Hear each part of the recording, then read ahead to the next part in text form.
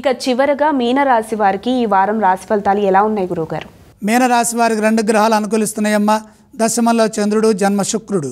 మనోబలంతో పనులు మొదలు పెట్టండి, అనుకున్నది వెంటనే సిద్ధిస్తుంది. ఏ పనైనా సరే పని ప్రారంభించిన తర్వాత మధ్యలో ఆటంకాలు లేకుండా పూర్తి చేయాలి.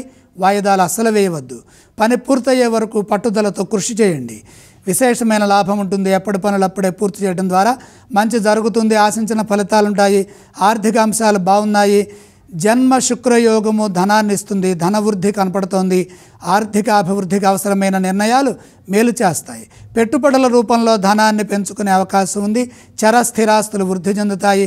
ధనాన్ని పొదుపుగా సద్వినియోగం చేసుకున్నట్లయితే భవిష్యత్తు సంతృప్తికరంగా ఉంటుంది, ఆనందదాయకంగా ఉంటుంది. సమయస్ఫూర్తిని ప్రదర్శించండి. ఉద్యోగంలో జాగ్రత్తగా వ్యవహరించండి.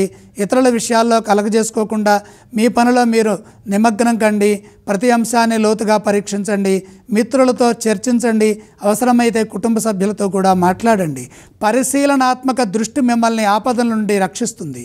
వ్యాపారంలో ప్రతిభను ఉపయోగిస్తే ఎటువంటి సమస్య ఎదురవదు. ఆత్మవిశ్వాసంతో పనిచేసి ప్రశంసలు పొందండి. శుభవార్తలు ఆనందాన్ని ఇస్తాయి. మీనరాశి వారు ఏ స్తోత్రం పఠించాలంటారు? మీనరాశి వారు నవగ్రహ శ్లోకాలు చదువుకోవటం ఉత్తమం. వీరు ఏ ఆలయాన్ని సందర్శించుకుంటే బాగుంటుందంటారు? నవగ్రహాలని దర్శించడం మంచిది. అలాగే ఏవేవి దానం చేస్తే బాగుంటుందంటారు? నవధాన్యం నవగ్రహ పాదాల దగ్గర ఉంచి నమస్కారం చేయండి.